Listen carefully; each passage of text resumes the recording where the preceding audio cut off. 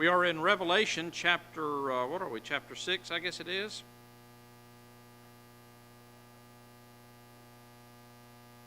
We are down about verse 12 is where we left off. You know, this chapter had to be an exciting time for John. Chapter 5, he's so filled with anxieties because no one is found worthy to open the seal. And, of course, finally they find Jesus who's worthy to open up the seals. He wants to know the contents of it. Here in chapter 6, the seals are being opened. The different messages are as if they are horses, at least for the first several. And, of course, we've already talked about what each one represented. And now in verse 12, it's a little different. There is no horse being revealed. If you remember, from a white horse to, a red horse, black horse, and a pale horse. And now this is different. In verse 12, and I'll just go ahead and read verse 12 down through the rest of the chapter since there's only some 5-6 verses left in this chapter, and then we'll come back and examine them. Verse 12, Revelation chapter 6, verse 12. And I beheld when he had opened the sixth seal, and lo, there was a great earthquake, and the sun became black as sackcloth of hair, and the moon became as blood. And the stars of heaven fell into the earth, even as a fig tree casteth her untimely figs when she is shaken of a mighty wind. And the heaven departed as a scroll when it is rolled together. Every mountain and island were moved out of their places. And the kings of the earth, and the great men, and the rich men, and the chief captains, and the mighty men, and every bondman, and every free man, hid themselves in the dens, in the rocks of the mountains, and said to the mountains and rocks, Fall on us, and hide us from the face of him that sitteth on the throne, and from the wrath of the Lamb. For the great day of his wrath is come, and who shall be able to stand? Okay, that's the sixth seal as John saw it being revealed. In verse 12 and 13, I think many people have taken this literal in reference to the second coming, the ultimate judgment. And I guess there's reasons why we can think this to be the case. I think I told you about, I was eating at Chick-fil-A in Johnson City, it was a month and a half ago, and there was a little Bible group study going on just across from me. It was a man, and there was, there must have been 3 or 4 at least, in his little group, and he was leading them, and they were talking about the book of Revelation. And I listened to, I couldn't stand it. And anyway, this time I did get involved. I shouldn't have. But I was polite, and I asked the man who was leading, I said, I can't help but over here. I said, can I make a comment? And he welcomed me, at least at first. And,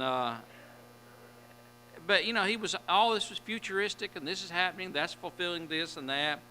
And I went back, and I said, the first of any book is very important. It sets the stage, the tone, and he agreed. And I went back and read to him verse 1 and verse 3. When John, you can't misunderstand, these things are shortly to come to pass. The time is at hand. And I made a comment to him. I said, if all these things were events yet to occur, I said, what good did it do the people in John's day? And he agreed the church in the early century was being persecuted and so on. And I said, and John plainly tells them it was in his time. But anyway, this is one of the verses he used to prove that I was wrong, that it couldn't be that. And he asked me, and I'll just read this.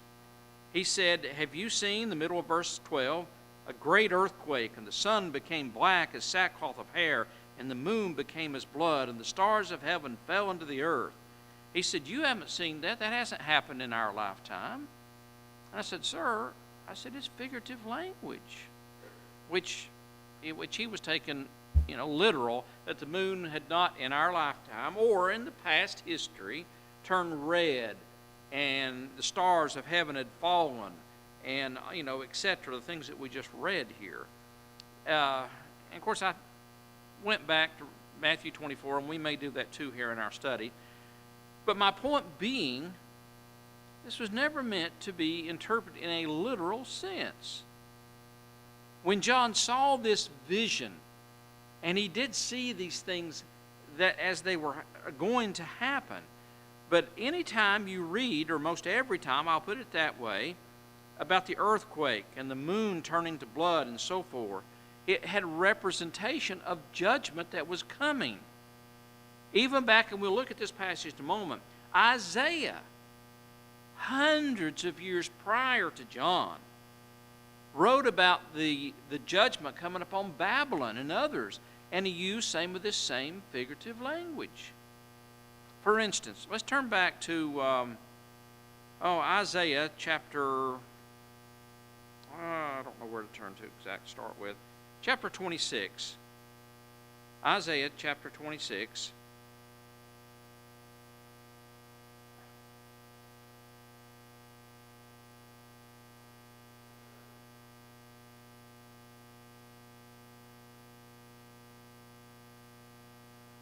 I'm not sure this is one I want to start. We'll start here. It's not the one I'm looking for, though. There's another one I'll get to in a moment. But look at this descriptive terms here. Isaiah 29, verse 6, and I don't know if I told you where, but Isaiah 29, verse 6. Isaiah wrote, "Thou shalt be visited of the Lord of hosts with thunder, and with earthquake, and a great noise, with storm and tempest, and the flame of devouring." And he's talking about there, if you get in the context there, the wars and the judgment that was coming. But those same types of language was used. And it's so common when we look back and we see these other things.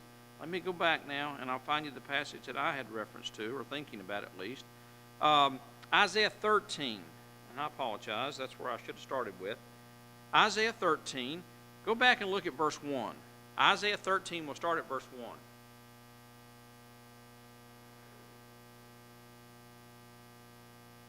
And if you know the Old Testament history, there was a time that Babylon, the Babylonian Empire, was a tremendous empire. It was a world empire at the time.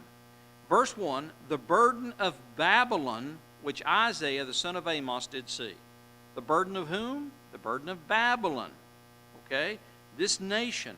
And God, Isaiah is showing that God's going to bring them down. God's going to bring judgment to their doorstep, if you will. All right, now look at verse 9. Drop down to verse 9. "Behold, the day of the Lord cometh, cruel, both with wrath and fierce anger, to lay the land desolate. He shall destroy the sinners thereof out of it. For the stars of heaven and the constellations thereof shall not give their light.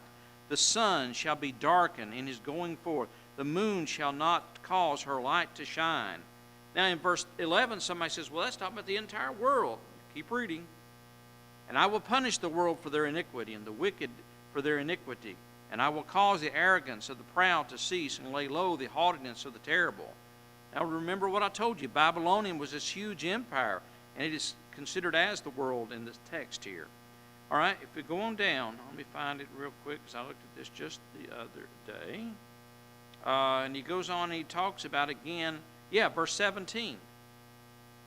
"Behold, I will stir up the Medes against them, which shall not regard silver, and as for gold, they shall not delight in it." In other words, they can't buy them out. Have you ever heard of the Medo Empire? Medo-Persians. Thank you, Tom. I knew I was missing a word there, but you're exactly right. The Medo-Persian Empire overcame Babylon. And God, of course, is knowing this and so on. Verse 18, "Their bows also shall dash the young men to pieces, and they shall have no pity on the fruit of the womb. Their eyes shall not spare children." And he goes on to talk about verse 19. "And Babylon, the glory of kingdoms, the beauty of the Chaldees, excellence, shall be as when God overthrew Sodom and Gomorrah." So my point being, here was Isaiah using some of the same figurative language. Well, the sun's not going to give forth its light. The moon's going to be darkened. It's going to be a terrible time. And it was the same kind of terminology that John sees here. And he's talking about, I truly believe, the judgments that would come upon Rome, the Roman Empire, and so on. Again, we have to keep Scripture within its context. And So when he talks about, and when he talks about in verse 12, a great earthquake, I looked up all the different times the Scriptures talked about earthquakes. And I want to show you this because I think this is important. Let me get to where I want. In the New Testament alone, we could go back to the Old Testament. In Matthew chapter 27 and verse 54, whenever Jesus died on the cross, could anyone tell me what happened? And I'm talking about something local happened. Yes. That's right. Let me just read some of that, and Ted's right. Matthew 27, verse 50. Jesus, when he had cried again with a loud voice, yielded up the ghost. And behold, the veil of the temple was rent in twain from the top to the bottom, and the earth did quake, and the rocks rent. In other words, the rocks burst open, and the graves were open, and many bodies of the saints which slept arose, and came out of the graves after his resurrection, and went into the holy city and appeared unto many. Now when the centurion and they that were with him watching Jesus saw the earthquake, and those things that were done, they feared greatly, saying, Truly, this was the Son of God. So major events were depicted with the earth shaking, an earthquake. After Jesus was in the tomb, at his resurrection, what happened? All right, Matthew chapter 28. And let me get there. Verse 2. Matthew 28, verse 2, at the resurrection. And behold, there was a great earthquake, for the angel of the Lord descended from heaven, and came and rolled back the stone from the door, and sat upon it. And his countenance was like lightning, and his raiment white as snow. And for fear of him the keepers did shake, and became as dead men. Now what I'm trying to help you to see is this. Anytime in the Scriptures it was talking about an earthquake, it brought terror to men. When Jesus died, and he cried out, Eli, Eli, lama sabachthani, which is being interpreted, my God, why hast thou forsaken me? He died. When it talked about his body, he gave up the ghost. King James says, death is defined as when the soul leaves the body. That's death. And when that happened, all these events from the veil of the temple, as Ted brought up, and the earth began to shake. And then here at the resurrection, the earth began to tremble and shake. And of course, the keepers, we're talking about soldiers here, they trembled with fear. If you continue on in this study, if you will, of an earthquake, in Acts chapter 16, verse 26, you remember whenever Peter was in prison? No, I'm sorry. This was Paul. Paul and Silas were in prison, and let me just read it. Acts 16, verse 26. And suddenly there was a great earthquake, so that the foundations of the prison were shaken, and immediately all the doors were open, and everyone's bands were loosed. And of course, the Philippian jailer was going to kill himself, and Paul stopped him. But again, the point being, it brought about fear and terror into the hearts of men. Something great was happening. Now we come to the book of Revelation, and I'm showing you every time in the New Testament earthquakes was used. Chapter 6, verse 12, the passage we just read. If you go on to chapter 8 and verse 5, and the angel took the censer and filled it with fire on the altar and cast it into the earth, and there were voices and thunderings and lightnings and an earthquake. Sound familiar? Chapter 11, verse 13, and the same hour there was a great earthquake, and the 10th part of the city fell, and in the earthquake were slain of men 7,000, so on. Chapter 11, verse 19, and the temple of God was opened in heaven, and there was seen in the temple the ark of his testament, and there were lightnings and voices and thunderings and an earthquake and great hail. Chapter 16, verse 18, and there were voices and thunderings and lightnings, there was a great earthquake, such was not since men were upon the earth, so mighty an earthquake and so great. So, again, that's every time in the New Testament the word earthquake occurs. And even in the Old Testament, I didn't take the time to do that, but it was the same thing. Now, we read about earthquakes occurring in the States as well as in overseas, Asia, and other places. And it's often brought about by a great tragedy of death and so forth. But here in the Scriptures, when John wrote this, this was the norm that they would use that kind of terminology. And when you read on here, back in the book of Revelation, I don't think at all he's talking about the end of time. But he's talking about showing, again, what had happened. Go back to Revelation chapter 6, and after I read this, I'll let you comment if you will. But what was just prior to this, Revelation chapter 6, verse 12? What was prior to this? What was the fifth seal? Let me go back to Revelation chapter 6. Look at verse 9 for a moment. And when he had opened the fifth seal, I saw under the altar the souls of them that were slain for the word of God and for the testimony which they held. And they, the ones that have been slain as martyrs, they cried with a loud voice, saying, How long, O Lord, holy and true, dost thou not judge the earth and avenge our blood on them that dwell on the earth?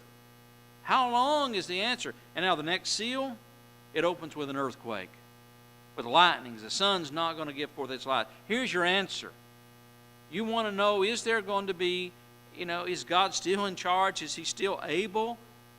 When are you going to do this? And the very next verse says, listen, it's coming. When the sun will turn to blood, and the moon's not going to give its light, and the earth's going to shake. You see, it just flows. Because that's what they were concerned about. How long, O Lord, do you not judge? And then he's saying in verse 12, it's coming. All right, before I go further in verse 12 and on, any comments you might have, because I've rambled quite a bit.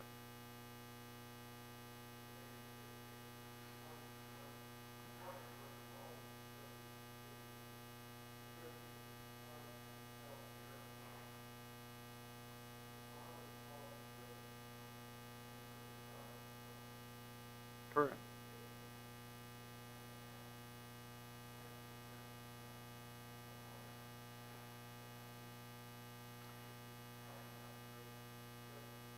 Yeah, and that judgment is going to be terrible. And we get down here to the latter part of it, and my favorite part's making the application to it. What's going to happen? People are going to hide in the mountains. What good would it do to hide in the mountains if, as Bobby said, if the sun, which is a star, and other things are going to crash in the earth, it's going to be no more. It's not going to help to hide somewhere. But it is figurative. All right, there was going to be the earthquake in verse 12. The sun became black as sackcloth of hair. The moon became as blood. I don't know what to say. But I truly believe he's describing figurative language here of the judgment that's coming. And all aspect of God's judgment is that which would bring fear to the hearts of men. Verse 13, the stars of heaven fell unto the earth, even as a fig tree casteth her untimely figs when she is shaken of a mighty wind. What does that mean in verse 13? It talks about a fig tree casteth her untimely figs.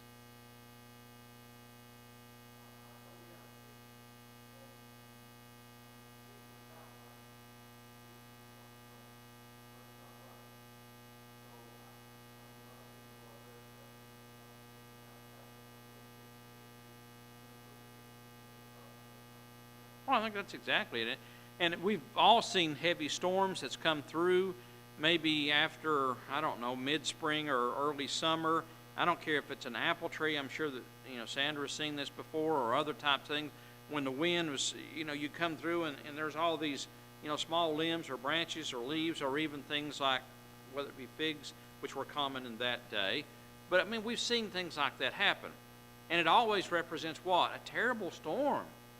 Something that's not nice, something that's not pleasant. No, it was a terrible thing. It was a frightening thing for the wind to blow and shake the very essence of trees that hard. He goes on to say in verse 14, heaven departed as a scroll when it is rolled together, and every mountain and island were removed out of their places. Is it going to be a terrible thing? Yes, it will be. God's judgment is that. But again, I don't believe, given the context, it has reference to a literal events that were going to happen here and still waiting to happen. All right, before we look at the results of verse 15 and 16, any other comments you might have?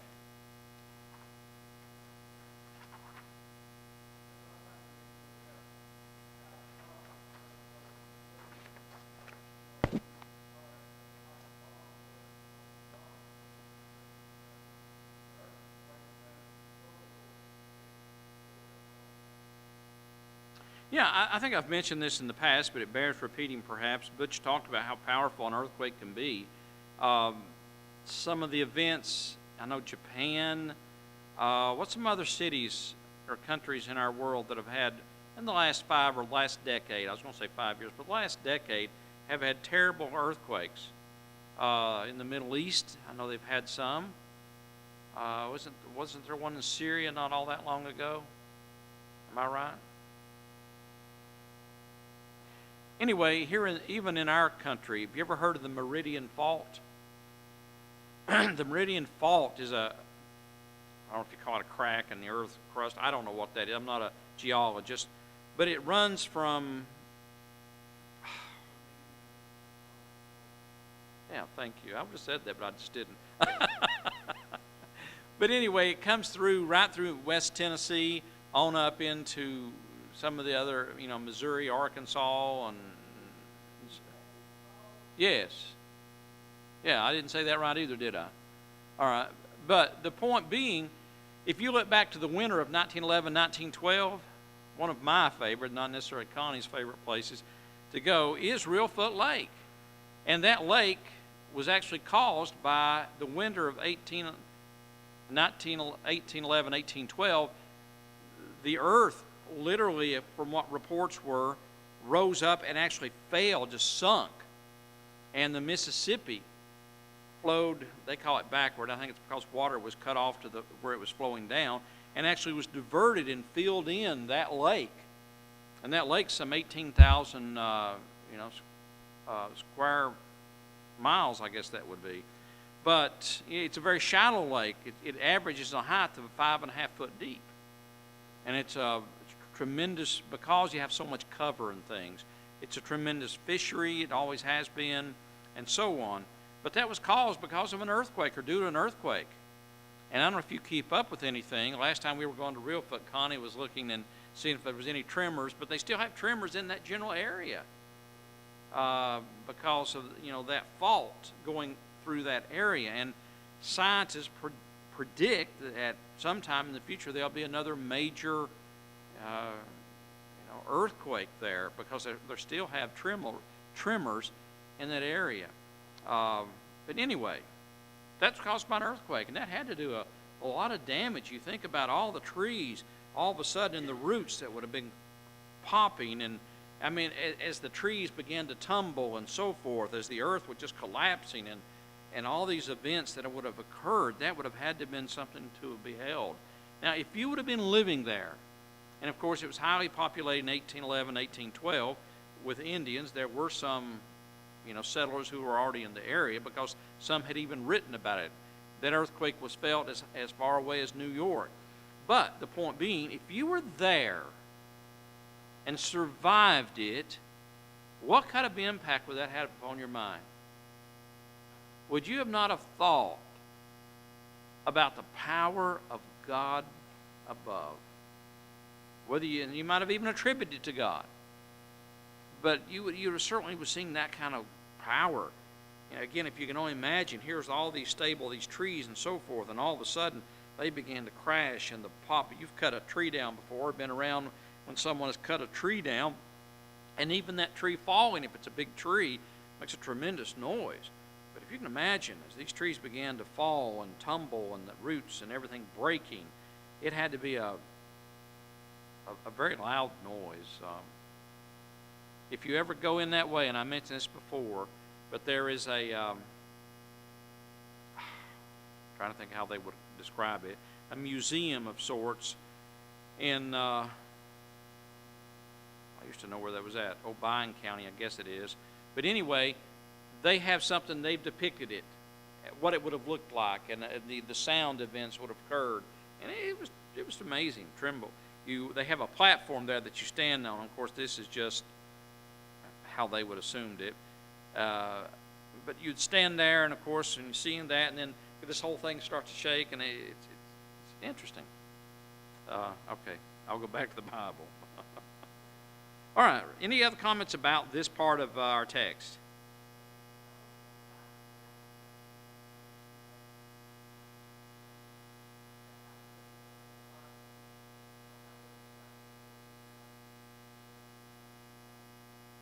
Yeah, I don't know if you heard Mary. She has a soft voice, at least to us, Bob. She has a soft But she was talking about anytime there's an destruction like this, there is a rebirth, meaning, pardon? There is a rebirth of things, just like, why did they do the Forest Service do controlled burns? Why do they do that?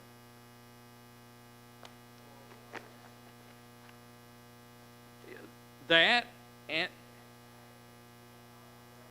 yes, and it's great for wildlife and other things too. That's true. All right.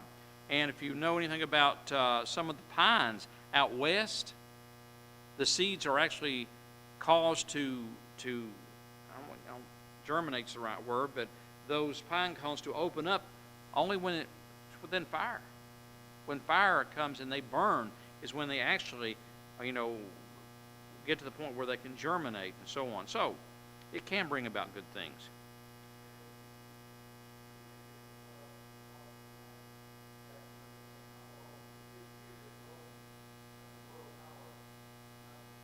It's going to be unstoppable. That's very true.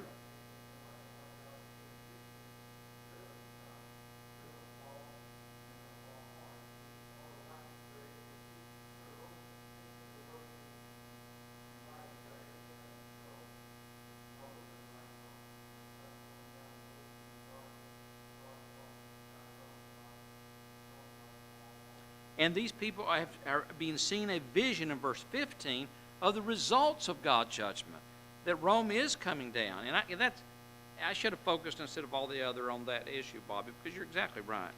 All right, here's going to be what's going to happen in verse 15. And the kings of the earth, and the great men, and the rich men, chief captains, and the mighty men. Now stop there. If you were going to talk about the elite, how could you use any other descriptive terms? Kings, great men, rich men, chief captains, mighty men. Sometimes we see, they're untouchable.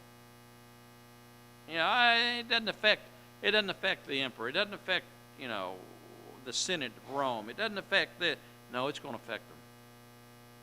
No one is untouchable.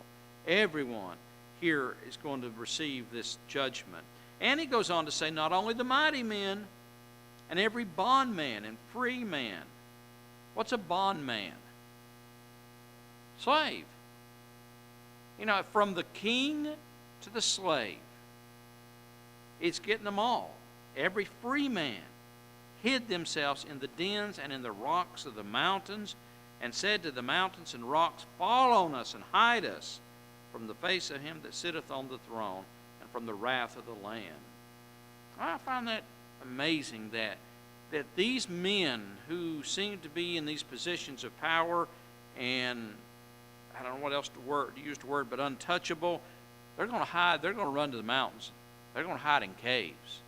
Spare us, because they know they're in danger. They're in trouble. And of course, nothing's going to work. I think it's amazing when it says that they would even call upon the mountains to fall on us, hide us, seal us up. Now, I know this is figurative language, but I truly believe the message is being sent that when God's judgment comes, it's not a thing that people will, aw shucks, so to speak. Oh, it's nothing. No, it will be something. What do you think it means in Philippians 2 when it says every knee shall bow, every tongue shall confess? When that final day of judgment does occur, there'll be no atheists. There'll be no proud, arrogant type people that, that's nonsense. No, every knee will bow. There'll be no proud, I'm not afraid. No, every knee will bow then.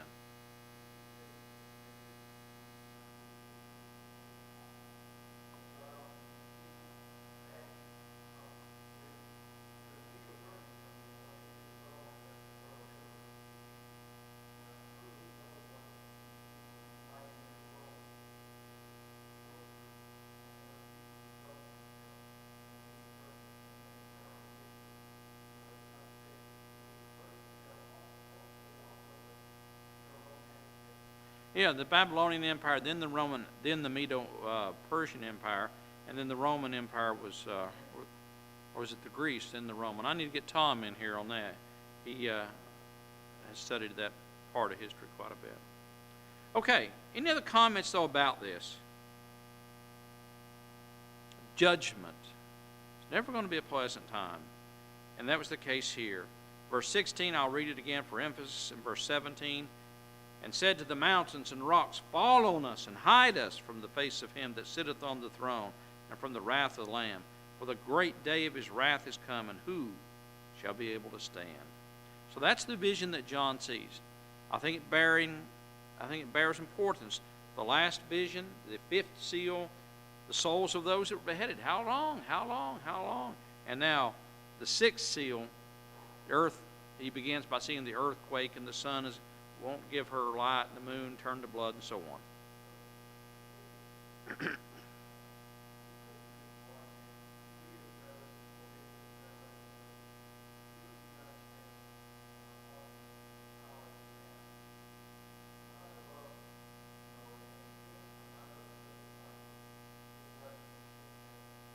We can learn from it.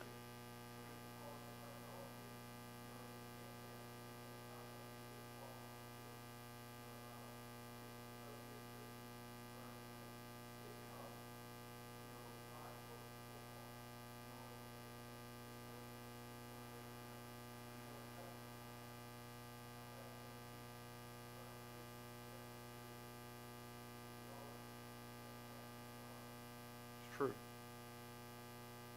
All right. If there's no questions, we'll jump into the 7th chapter. Now remember, 6 seals have been opened. There's yet a 7th, and that 7th won't be open till later here. But here's what happens in chapter 7, verse 1.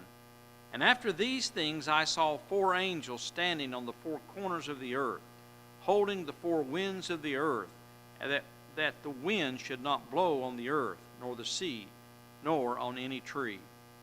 And I saw another angel ascending from the east, having the seal of the living God. And he cried with a loud voice to the 4 angels, to whom it was given to hurt the earth and the sea, saying, hurt not the earth, neither the sea, nor the trees, till we have sealed the servants of our God in their foreheads. And I heard the number of them that were sealed, and there were sealed 144,000 of all the tribes of the children of Israel. All right, let me stop there, because then in verse 5 and onward, he talks about the tribe of Judah, sealed were 12,000, tribe of Reuben, 12,000, Gad, 12,000, Asher, verse 6, 12,000, the tribe of Nephthalim, Manasseh, Simeon, Levi, Issachar, Zebulun, Joseph, Benjamin. And he was saying that each of those tribes were sealed 12,000. What was the purpose of this seal? All right, let's go back now and let's look at this. In verse 1, 4 angels standing on the 4 corners of the earth. Does that mean the scriptures teach that the earth was square, that it had 4 corners? Well, no. We have other passages, like in the book of Isaiah, it talks about sitting on the circle of the earth. What does he mean then when he says these 4 angels standing on the 4 corners of the earth, holding the 4 winds of the earth? I think that's it. And all power. In other words, it is a totality. Yes. Not that there's, the earth is actually square and we've got an angel pointed, assigned to each corner.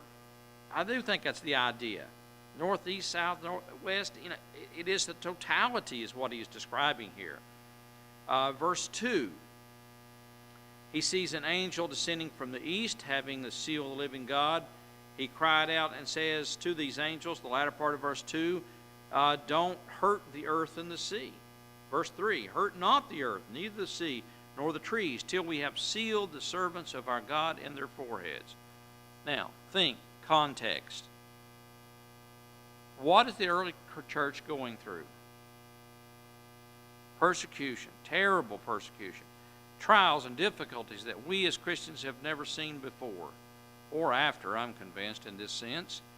And that was the idea, that they were going through these terrible times, and yet we've already saw the souls that were beheaded. They're crying, "How long, O Lord?" The latter part of our last chapter, judgment's coming. It's going to be a terrible thing. And now he's saying, listen, God's servants are going to be sealed. Christianity is not going to be destroyed. And they're going to receive a seal in their forehead. Let's go ahead and read that in verse 4, or the latter part of verse 3. Hurt not the earth, the sea, or the trees, till we have sealed the servants of our God in their foreheads. Okay. What's a seal? It was a mark. It was an idea, a way of, if you'll continue reading, an identification. Okay? Today, so much to do with studies and so forth is on computer, with programs and so on. But back when I was in school, in the early 90s, it was books. Preachers had great libraries. And if you were to pick a book off of a shelf in a preacher's library and open it up, probably what are you going to see? You'd probably see a name written in that book. I guarantee you Melissa knows that from Tony. In other words, because preachers pass books around and so on, they borrow. Well, in mine, I even had a stamp, from the library of David Irick or something like that. And I would, if I bought a new book or was given a book, I'd just stamp it. Now, what does that mean? If Bobby were to pick up a book and it had my name written in it or stamped in it, what is that? Who owns that book? I do. And it's not unusual. If you go to school, children are often taught, you sign your name to something. If they're doing homework, why does a teacher want them to sign their name to it? Well, yeah, it's common sense, isn't it? It's ownership. It's who has this. And that's what God is, I think, teaching the children of Israel here, the church of the first century. God knows who's His. You're not going to be lost among the rubble. Does God really know that I serve Him? Does God really care about me? Well, yes, He does. And I think that's what John is seeing here in this, saying, don't hurt the earth or sea until we have sealed the servants of our God in their foreheads. Now, later we're going to find out, what is this seal? These numbers. It's going to be brought out later. 666. Well, that's not the seal they're going to receive. But this is going to be the seal of the evil. Okay? And we've talked about numbers before, the symbolic meaning of it. But I have had so many people talk about, I was at a grocery store once, and the change was $6.66. And this young lady, no doubt she was religious, and she freaked out and said, "Oh, I can't give you back that." Or maybe that's what the bill was. And because it was $6.66, and she said, "Just give me 65 cents." And she'd rather her drawer be, a short 1 penny than make me give her $6.66, because that was the mark of the beast. All right? So the beast was also had a seal, a mark, an identification. Well, here is an opposite, that we as Christians, we would receive a seal, and God would know us, is the idea. God knows who His people are. And He goes on to talk about the 144,000. I find it interesting, if you've ever had a study with someone who is a Jehovah's Witness, they believe that there's literally 144,000. I don't know. I mean,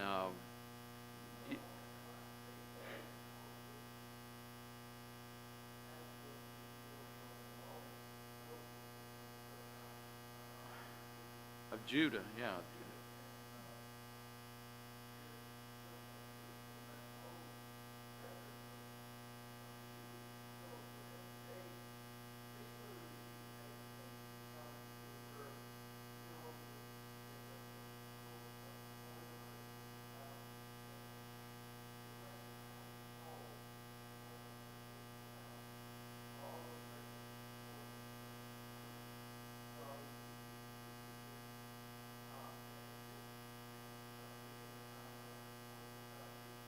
No.